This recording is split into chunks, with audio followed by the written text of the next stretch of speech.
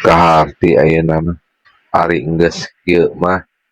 geus karasa mah baheula asa egois urang teh sagala menta kakolot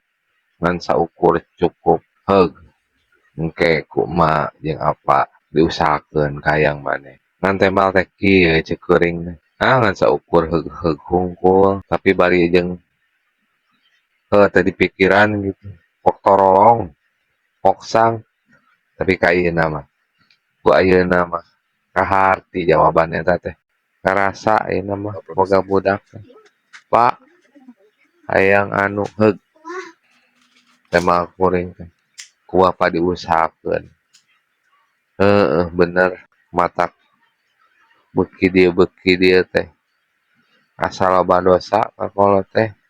karasa napan geus eueuh dikieuna mah batin nyarikeun mak